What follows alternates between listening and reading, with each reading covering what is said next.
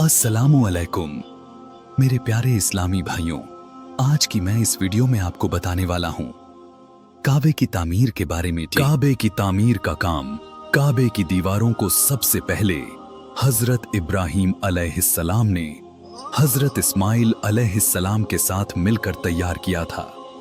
फिर बनी जरहम, बनु अमाल कहा, कुसई और कुरैश ने उसकी मरम्मत की। इस बार फिर बारिश की ज्यादती की वजह से काबे की दीवारें फट गई थीं।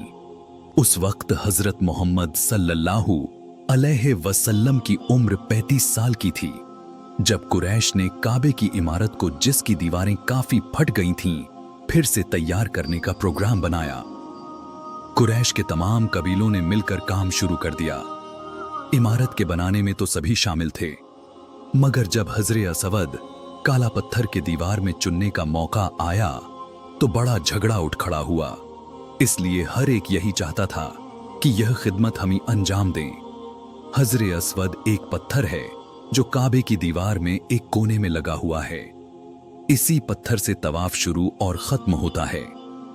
यह सिर्फ एक पत्थर है जिसके बारे में एक बार हजरत उमर रजी अल्लाह ताला अन्ह ने उसे खिताब करके कहा था कि तू एक पत्थर है, न किसी को नफा दे सकता है, न नुकसान पहुंचा सकता है। कुरैश का यह झगड़ा 4 दिन तक बराबर चलता रहा। नौबत यहां तक पहुंचती कि तलवारें निकल निकल आती और खून खराबे का खतरा पैदा हो जाता। आखिर में 5वें दिन अबू उमैया बिन मुगीरा ने, जो कुरैश में सबसे बड़ी उम्र का था, यह राय दी कि किसी को हकम बनाकर उसके फैसले पर अमल करें।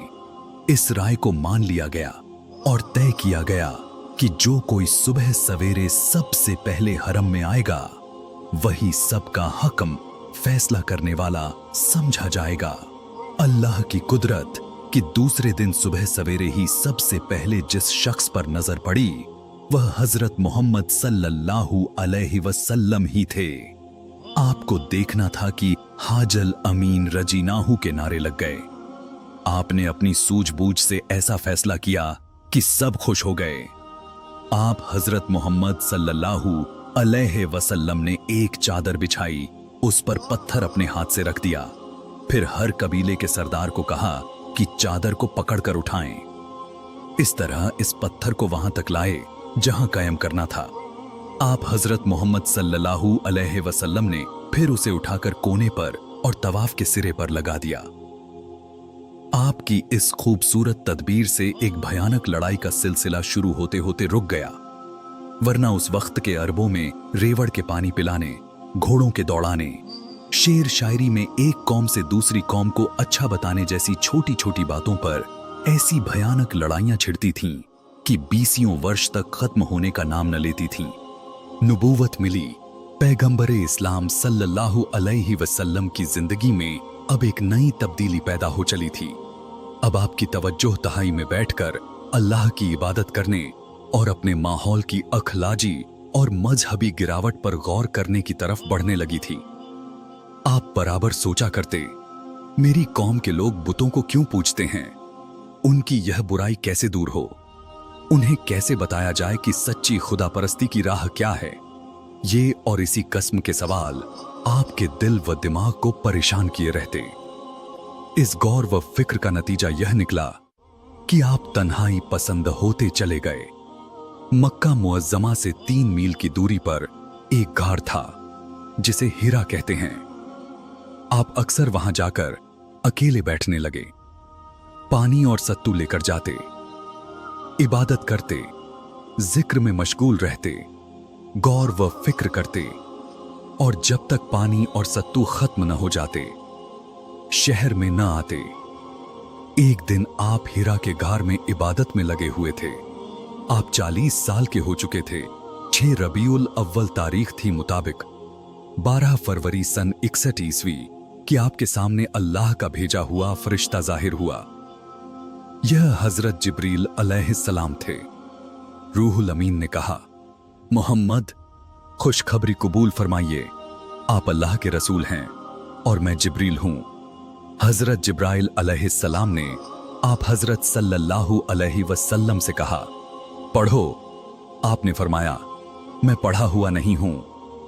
यह सुनकर हजरत जिब्रील अलैहिस्सलाम ने आप हजरत मोहम्मद सल्लल्लाहु अलैहि वसल्लम को पकड़कर इतना खींचा कि आप थक गए। फिर आप हजरत सल्लल्लाहु अलैहि वसल्लम को छोड़ दिया और कहा, पढ़ो। आपने फिर वही जवाब दिया और उन्होंने फिर आप हजरत मोहम्मद सल्लल्लाहु अलैहि वसल्लम को पकड़कर खींचा और छोड़कर कहा, पढ़ो। आपने फिर फरमाया, मैं पढ़ा हुआ नहीं हूं। अब हजरत जिब्रील ने तीसरी बार वही किया और छोड़कर कहा, इकरा बिस्मि रब्बिकल लज्जी खलक खलाकल इंसान मिन अलक इकरा व रब्बुकल अकर मुल्लजी अल्लम बिल कलम अल्लमल इंसान मालम यलम। तर्जुमा, अपने रब के नाम से पढ़ जिसने इंसान को जमे हुए खून से पैदा किया। पढ़ और तेरा रब बड़ा बुजुर्ग है जिसने कलम के जरिए सिखाया और इंसान को वह कुछ सिखाया जो वह नहीं जानता था। यही सबसे पहलो वह्य थी। हजरत मोहम्मद सल्लल्लाहु अलैहि वसल्लम इस वाकये के बाद घर तशरीफ लाए। उस वक्त आपके दिल की धड़कनें बहुत तेज थीं। आपने हजरत खदीजा से फरमाया, मुझे कंबल उड़ाओ, मुझे कंबल उड़ाओ। आपको कंबल उड़ा दिया गया। जब आपको कुछ सुकून हुआ तो आपने हजरत खदीजा को पूरा किस्सा सुनाया और फरमाया, मुझे अपनी जान का खतरा है। हजरत खदीजा ने फरमाया, नहीं, हरगिज नहीं, आपकी जान को खतरा नहीं। खुदा आपको रुसवा न करेगा। आप रिश्तेदारों का हक अदा करते हैं, लोगों के बोझ को आप खुद उठाते हैं, फकीरों और मिस्कीनों की आप मदद करते हैं, मुसाफिरों की मेहमानी करते हैं, इंसाफ के लिए आप लोगों की मुसीबतों में काम आते हैं। अब हजरत खदीजा को अपने दिल के इत्मीनान को जरूरत हुई, इसलिए वह आप हजरत मोहम्मद सल्लल्लाहु अलैहि वसल्लम को साथ लेकर अपने रिश्ते के चचेरे भाई वर्का बिन नोफुल के पास गईं। वर्का बिन नोफुल बूढ़े दीनदार ईसाई थे जो अपने दीन की जाहिली बातों को छोड़कर किसी नए नबी के आने का इंतजार कर रहे थे। तौरात पर उनकी गहरी नजर थी। हजरत खदीजा की दरख्वास्त पर नबी सल्लल्लाहु अलैहि वसल्लम ने वर्का बिन नोफुल के सामने जिब्रील के आने और वह लाने का पूरा किस्सा सुनाया। वर्का झट बोल उठे, यही है वह नामूस, छिपे भेदों का जानने वाला फरिश्ता जो मूसा अलैहिस्सलाम पर उतरा था। ऐ काश मैं जवान होता, ऐ काश मैं उस वक्त तक जिंदा रहता जब कौम आपको निकाल देगी। रसूलुल्लाह सल्लल्लाहु अलैहि वसल्लम ने पूछा, क्या कौम मुझे निकाल देगी? वर्का बोले, हां, इस दुनिया में जिस किसी ने ऐसी तालीम पेश की उससे शुरू में लोगों ने दुश्मनी ही की। काश मैं हिजरत तक जिंदा रहूं और आप हजरत मोहम्मद सल्लल्लाहु अलैहि वसल्लम की खुली मदद करूं। उस वक्त वर्का बहुत ही बूढ़े हो चुके थे, आंखों की रोशनी भी खत्म हो चुकी थी। इस वाकये के कुछ ही दिनों बाद उनका इंतकाल हो गया। इसके बाद हजरत जिब्रील का आना लगभग 6 महीने तक रुका रहा।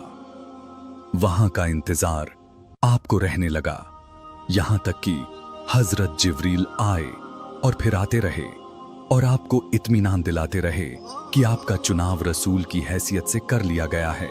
मेरे प्यारे इस्लामी भाइयों, अगर वीडियो अच्छी लगी तो वीडियो को लाइक करें और वीडियो को ज्यादा से ज्यादा शेयर करें और ऐसी ही वीडियो देखने के लिए हमारे चैनल को सब्सक्राइब करें।